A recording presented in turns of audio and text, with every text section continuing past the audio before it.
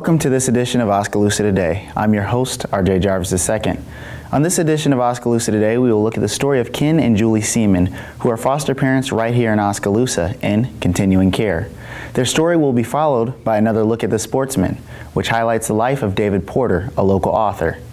In 2007, approximately 9,500 children in Iowa were in foster care. 21 of those children were in Mahaska County. Children are removed from their biological parents' households when there are safety concerns that can't be remedied. This is a joint decision made by social workers, attorneys, and ultimately a judge. Once removed, the Department of Human Services helps place these children in foster or relative care. In the state of Iowa, 2,700 people have given their time and efforts to take care of foster children. Julie Seemann and her husband Ken are two of these people who did this just last year. Here's their story, Continuing Care, by Rebecca Nielsen.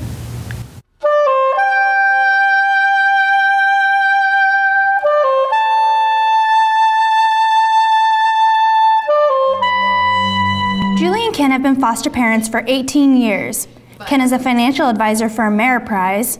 Julie is a social worker who teaches foster and adoptive parent classes and is a liaison for the Iowa Foster and Adoptive Parent Association. She is also a private agency in-home worker who works closely with the biological parents. Julie and Ken have taken care of 70 kids in these 18 years and have even adopted 4 of them over time. They also raised 3 biological children. Julie explains how she became interested in being a foster parent. We had a young boy that I was a bereavement counselor for. He was coming to stay with us a lot because his father had died and his mother had some problems. Eventually he came to live with us, and that was kind of our beginning of taking in somebody else's children. Ken Seemann was very familiar as he grew up in a mixed family with 1 adopted sibling and 2 foster children. Julie said his experiences made her more comfortable being a foster parent. Their household was very open to having people that weren't related to them, always invited for dinner and always invited to stay if somebody needed a place and that type of thing.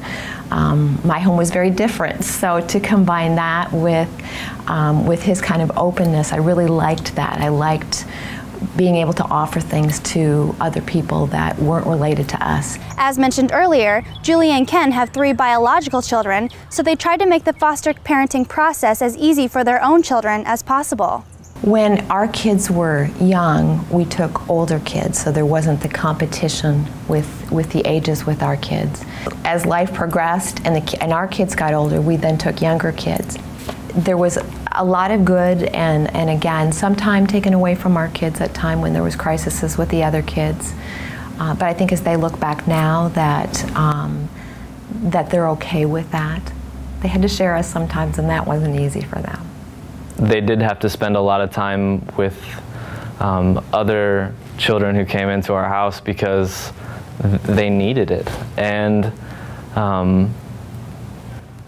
you know, it wasn't as difficult as you might think, and I'm sure every person who has a sibling or parent who works too much understands.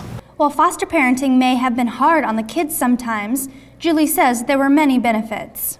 They really learned to love people that were different than them, that they felt blessed that they had a family that was intact as they watched the kids come in with some of their crisis situations.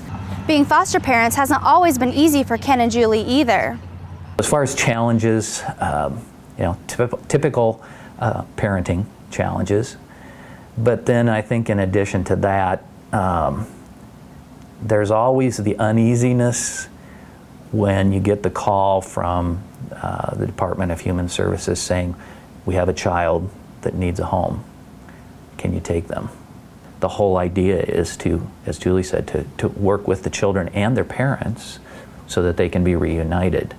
You know, you develop that, there's a bond that develops, and so it is tough to see them go off, but it's a good tough. It's probably like seeing a child get married, in a sense, yeah. The Seemanns and other foster parents receive a little support from the government to help provide for foster children. They are given a stipend that is currently at 68% of the national average in the U.S. to raise a child. Many other things have changed since Julie and Ken became licensed foster parents 18 years ago. When they first became licensed, they only had to go through 10 hours of training. Now prospective foster parents have to go through 30 hours of training, called PS MAPS, and they have to be FBI fingerprinted. As a social worker and a foster parent, Julie's many experiences helped motivate her to become more active in the training process, and she began teaching PS MAPS classes when the program began 5 years ago. I see a lot of my pieces is sharing some of the personal experiences and taking some of the fear out of working with biological parents, some of the fear out of working with some of the kids, because they're not all easy. The classes involve teaching prospective foster parents how to deal with issues such as loss and abandonment, and it also teaches them how to deal with biological parents. Julie thinks this training process is especially valuable in helping people realize biological parents who have their children taken away aren't bad people. They may have some bad parenting skills, they may have done some bad things, but they aren't bad people who don't love their kids, because they really do love their kids. And I think as we train that in PS MAP class, they learn that they aren't the enemies that did these awful things to their kids, and so they can't be redeemed. Julie says the ultimate goal is to reunite children with their biological parents, but the biological parents have to prove they are ready. The state has in place services that the family has to, once kids are removed, they have to do whatever it was in order to get their children back that caused the removal. So if it was drug usage, they have to go to drug treatment. If it was abuse, they have to learn some new parenting skills. And I really have to say that overall, I think things have worked out really well. Julie recalls one of her favorite stories. I can think of one 10-year-old boy that we had that came that had missed a lot of school. We worked with Mom a lot. We found out that a lot of the reason he was skipping school, or missing school, not skipping, but staying home with Mom, was he was afraid of her mental health. He was afraid that she may commit suicide while he was at school, and that was his underlying fear of not going. I can remember him sitting on my couch saying, "Just make me go to bed tonight." And I said, well, you got an option.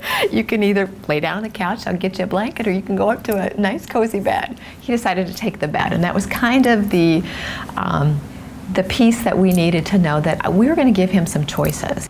Julie and Ken didn't give up, and they worked through this difficult situation for the good of his family. She got him back, and it's those type of things that are really heartwarming when you know that it's going to be good, that she's learned the skills she needs. He didn't get lost in the system somewhere. So those are the successes, I think, one of them.